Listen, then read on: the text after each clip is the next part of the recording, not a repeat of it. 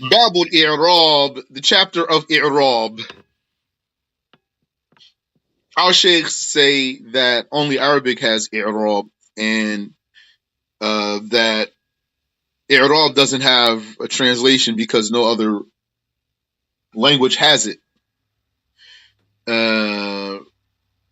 So what I would say here in an attempt to translate these things is perhaps the closest thing English has to I'rab is what they call case. But really it's not I'rab in English because for what we'll see here. He says, Al-i'rabu huwa taghyiru awakhir al-kalim. I'rab is the changing of the endings of the words. لاختلاف العوامل الداخلة عليها, due to the varying agents that come upon them. And you know that if he means here that come in front of them, if that's what he means, then he's just being easy for the beginner. Or else it just means whichever word is influencing it, wherever it might be. No. لفظا أو تقديرا, verbally expressed, pronounced change of the endings of the words, or an estimated one that means intended.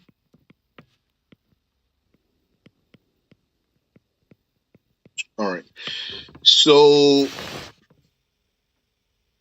he says i'rab is the changing of the endings of the words. So that we don't have that in English. But from what I can see, the closest that we have is the shifting pronouns. The different pronouns you use for different case. So you say he or him. So one of them is basically would be in Arabic terms, one of them is marfu' and one of them is mansub or majroor. He, that's going to be marfu'. Him, that's mansub or majroor. And like that, I, that's the marfu'. Me, that's the mansub or the majroor. In Arabic, what shows that relationship between the words in all throughout the language, pretty much, not restricted to pronouns, is i'rab. So by this i'rab, we're going to know what's the subject of the sentence, what's the object of the verb, what's the object of the preposition. And even if we shift those around, we might put them in unconventional sequences and still we'll be able to determine that. Or at least even see it if it's written, for example. Which that's not the kalam that the scholars are talking about, what's written. When you hear it then, when you detect what's mansub, and you detect what's marfu', and you detect what's majroor by the sounds,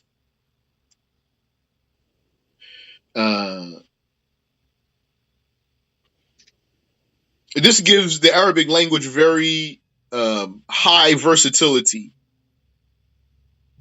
Because of this, i'rab makes Arabic not very dependent on word order. English language, for example, is much more dependent on word order for the lack of what would show you what's a subject or an object otherwise. Sometimes you have to put things in a certain order because you have no other way to show the relationship in the sentence.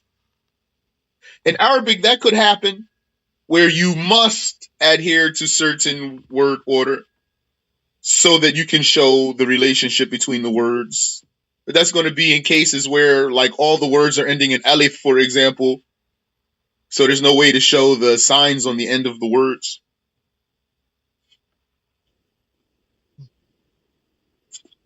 And then again, sometimes the meaning will still show, and then you'll be able to shift them around.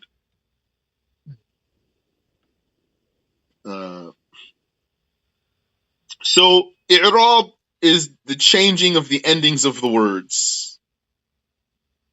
Why would they change? لاختلاف العوامل الداخلة عليها, because of the varying agents that come upon them within the sentence, seeking them. Some words seeking out other words, because that's their function. لفظا أو تقديرا. You say those changes or you estimate those changes. So, for example, you could say in Arabic, I'm going to say only 3 words. ضرب زيد عمرا. ضرب زيد عمرا. Zayd hit Amr. That's, by the way, an original word sequence. Verb, doer, receiver. We can take this out of its sequence, out of its original sequence, because we have signs that will alert us to what's what. And so we could say, Zaydun daraba Amran. Zayd hit Amr. And we could say, Amran daraba Zaydun. Amran daraba Zaydun.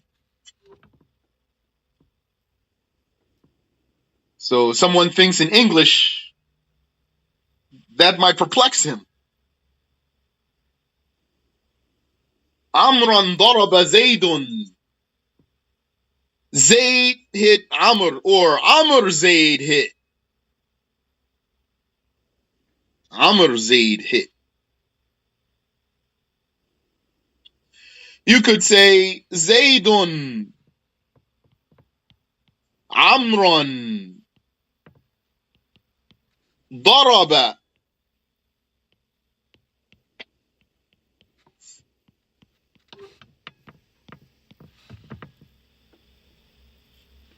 You could say Amran Zaydun daraba. And maybe you can say more than that.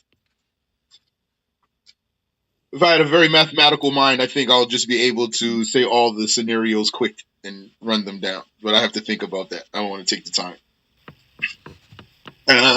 Now, we're not saying, though, that all those sentences mean the same thing. No.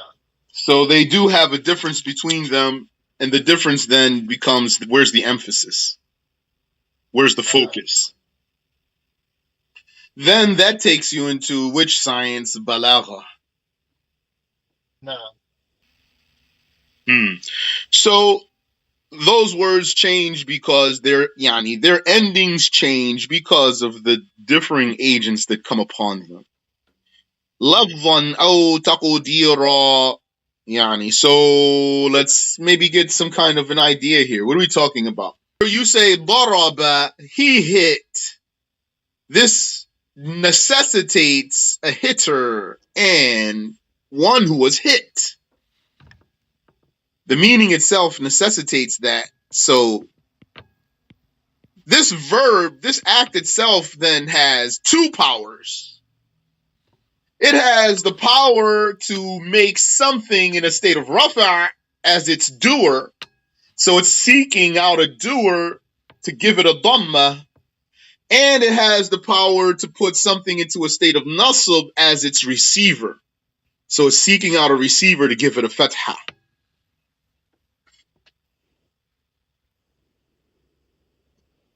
So you say, ضرب زيد عمرا. Or you can flip it all around whatever way you want. That verb is going to keep his power.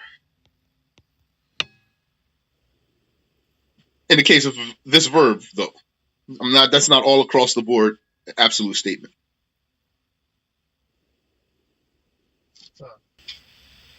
لفظا أو تقديرا.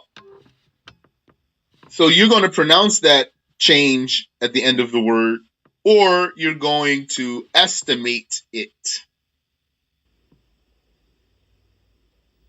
The origin is to pronounce that change. So you say,